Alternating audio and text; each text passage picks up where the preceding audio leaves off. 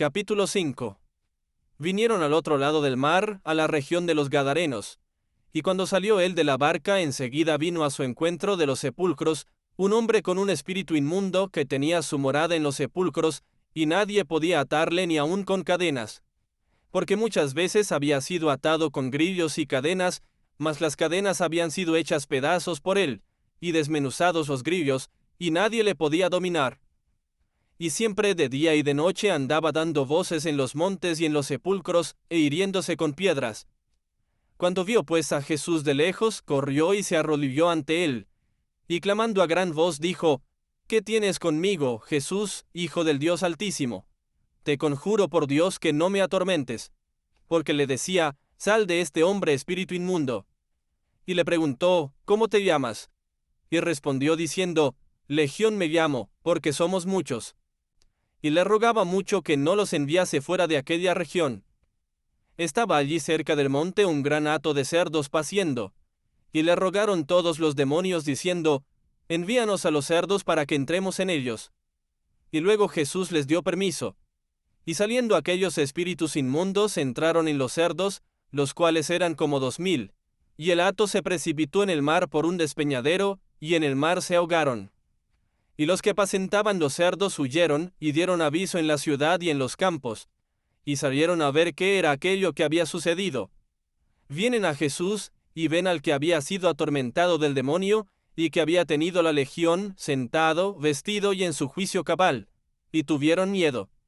Y les contaron los que lo habían visto, cómo le había acontecido al que había tenido el demonio, y lo de los cerdos. Y comenzaron a rogarle que se fuera de sus contornos.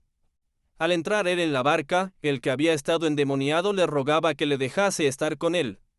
Mas Jesús no se lo permitió, sino que le dijo: Vete a tu casa, a los tuyos, y cuéntales cuán grandes cosas el Señor ha hecho contigo, y cómo ha tenido misericordia de ti. Y se fue y comenzó a publicar en Decápolis cuán grandes cosas había hecho Jesús con él. Y todos se maravillaban. Pasando otra vez Jesús en una barca a la otra orilla, se reunió alrededor de él una gran multitud, y él estaba junto al mar. Y vino uno de los principales de la sinagoga, llamado Jairo, y luego que le vio se postró a sus pies y le rogaba mucho, diciendo: Mi hija está agonizando, ven y pon las manos sobre ella para que sea salva y vivirá.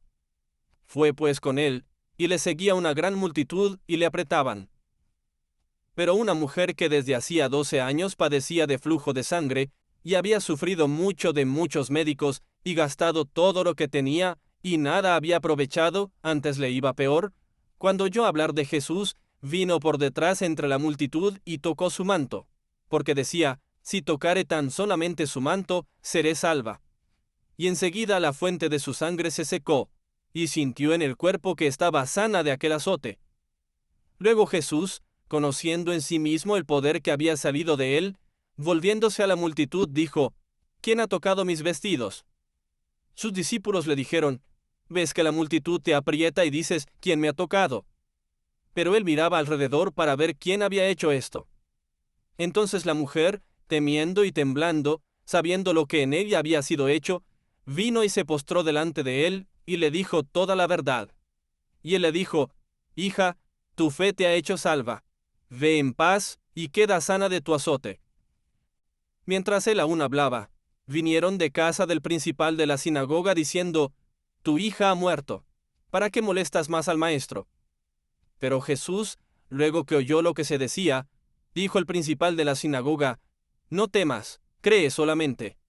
Y no permitió que le siguiese nadie sino Pedro, Jacobo y Juan, hermano de Jacobo. Y vino a casa del principal de la sinagoga, y vio el alboroto y a los que lloraban y lamentaban mucho. Y entrando les dijo: ¿Por qué alborotáis y lloráis? La niña no está muerta, sino duerme. Y se burlaban de él. Mas él, echando fuera a todos, tomó al padre y a la madre de la niña, y a los que estaban con él, y entró donde estaba la niña. Y tomando la mano de la niña le dijo: Talita cumi, que traducido es: Niña, a ti te digo, levántate. Y luego la niña se levantó y andaba, pues tenía 12 años. Y se espantaron grandemente.